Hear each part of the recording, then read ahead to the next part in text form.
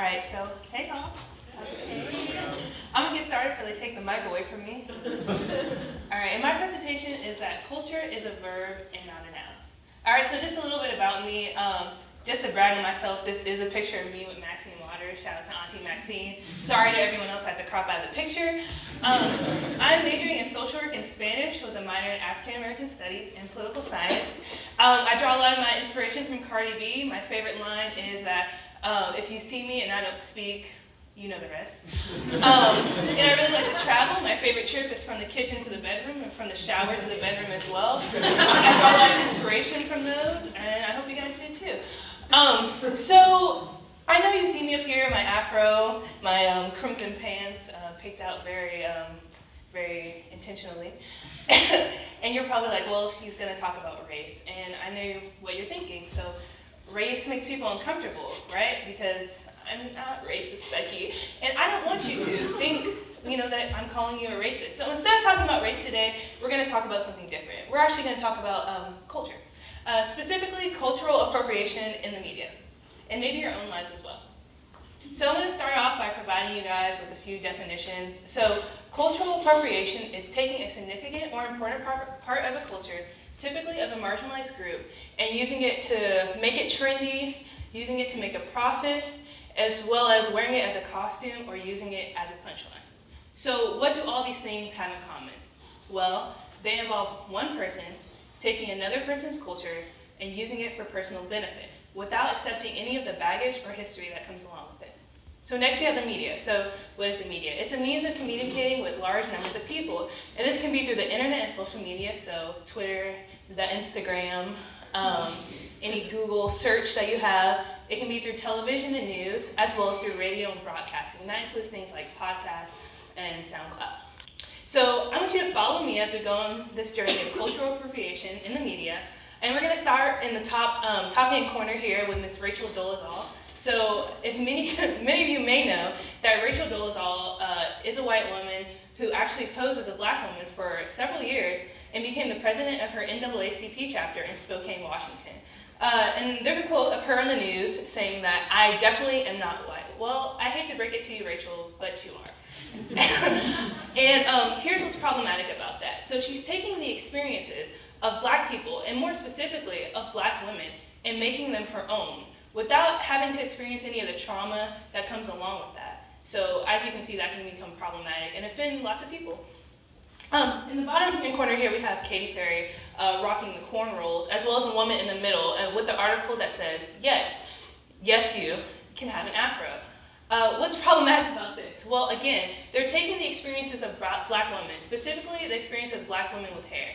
Now, in real life, my hair, and many people with hair like mine, have real consequences.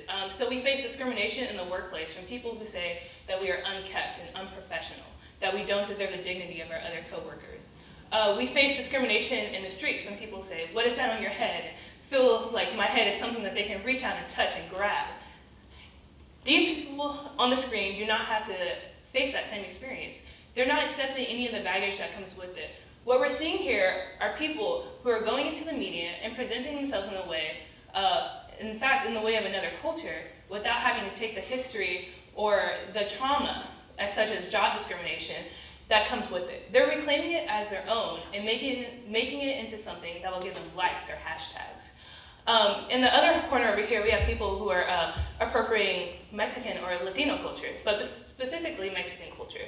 So traditionally, sombreros were used to block the sun of many migrant workers who came in and out of Mexico and had to bend low in the fields during hard work days of labor. And I can tell you that almost every Mexican person I've come in contact with has informed me that this is clearly not how they dress in today's modern society. In fact, these sombreros and mustaches are highly offensive.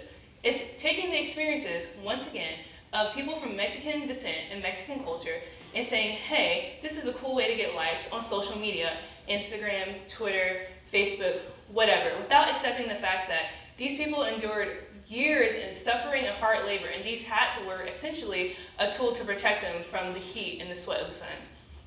And in the bottom corner here, we have Taylor Swift, who again is appropriating an aspect of black culture, and that's hip hop. Specifically, she's taking the b-boy look, which was popularized in places like Brooklyn during the hip hop era in the 80s, and using it in order to make her music video, again, trendy or new. When in fact, I'm pretty sure that we were the people who established that. Okay, so how can this harm others? Well, it has the power to devalue a culture or a cultural artifact. For instance, in the corner right here, we have a woman with a headdress, or we call it a headdress. Native Americans call this a war bonnet. And what it is something that only chiefs or really highly regarded people in the Native American community can wear. Each feather on that war bonnet is earned through bravery and valiance in war and combat, which I'm sure Stephen can appreciate. So they garnish these war bonnets as a symbol of pride and bravery. However, here it's reduced to something, trendy that you wear at a festival, a music festival specifically, is where these become very popular. So cultural appropriation has the power to devalue not only a cultural artifact, but an entire portion of that culture. And additionally, it has the power to offend many people. Obviously, nobody wants to be the butt of a joke or, the end of a great tagline. We have to respect everybody's culture and the stories that they bring to the table with it. How can this harm ourselves? Well, more importantly, every time we brand a sombrero or a mustache or we put on an afro without actually appreciating the culture and history that comes with it, we're doing these things out of misguided opinions and stereotypes that we have for other cultures. And more importantly, it influences the way we see each other. So when we put on costumes and things that offend other cultures, we tend to think that, oh, that's what that culture thinks. That's what that culture represents. Mexican culture is sombreros and tequila and Dan Ramon on Saturdays, but it's not. It's so much more than that. And we have to begin to appreciate all that history that comes with it and respect the culture. Additionally, it prevents us from actually learning. So when we begin to culturally appropriate cultures, we start putting up a barrier. This barrier prevents us from learning the truth about ourselves and about those other cultures. We become unwilling to interact and engage with each other simply because we think we know it all. And this isn't right either. It can cause serious self-damage as well as social isolation in our own lives. Okay, so what do I know about culture? I've been on quite the journey throughout my life. So I also come from a military family. Both my mom and my dad have served over 20 years in the United States Army, and my brother has also served in the Air Force. And this is not a list of random states. It's actually a list of all the different places I've lived throughout my life. So by the time I graduated high school, I actually moved 10 times. And then after that, I went on to the University of Alabama. I actually moved to Costa Rica for about 4 months where I studied abroad. And then I worked in Washington, D.C. over the summer for Congresswoman Terry Sewell. And through these experiences, I've learned a lot of things about culture. So I've learned that Germany has great ice cream. And trust me, it goes a lot further than Haagen-Dazs. I've learned that, Costa Ricans are nothing like their neighbors in Guatemala or Nicaragua or Panama. I've learned that each place has a distinct life. Each place is alive in its culture. It embodies it. Additionally, I've had the great fortune of having a lot of culture in my own life. So over here to my left is my sister-in-law. She's a first-generation immigrant from the country of Indonesia, and she also identifies as Muslim.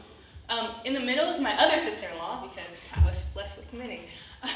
And clearly, she's white. And so with both of these beautiful women, I've been able to interact with them, and they've taught me about their culture just as much as they've learned from me. And I've been able to see them not only talk about their culture, but live their culture. And I forgot this little dude to the bottom over here. This is my nephew, Jeremiah, who's raised in the intersection of cultures.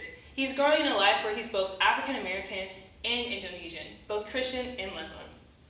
So what I've learned from all these people and places is that culture is not just something you say, culture is something you do. Basically, it's a verb and not a noun.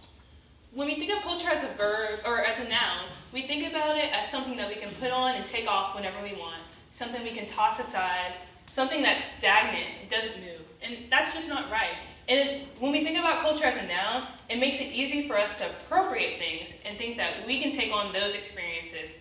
However, we have to start thinking about culture as a verb. So when we think about culture as a verb, we think about it as something that moves, something that's alive, and basically something that we do.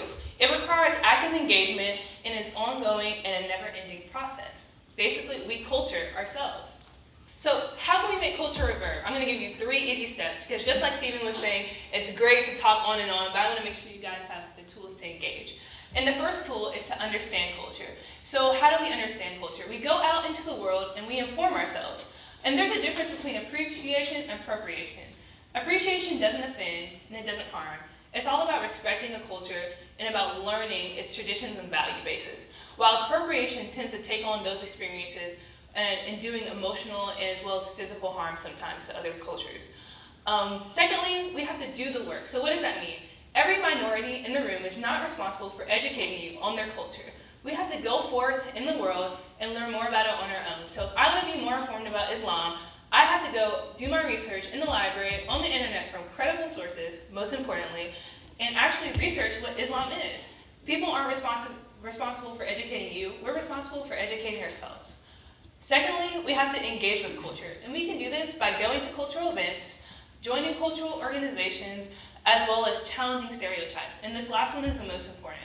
So when you hear something, say something. Don't let someone say something out of prejudice, racism, or simple misguided information without correcting them. Now, you don't have to be the police, but it is our responsibility to make sure that everyone's gaining the same respect. And finally, you want to invite culture into your life. So diversify not only your thoughts, but diversify your friend group as well.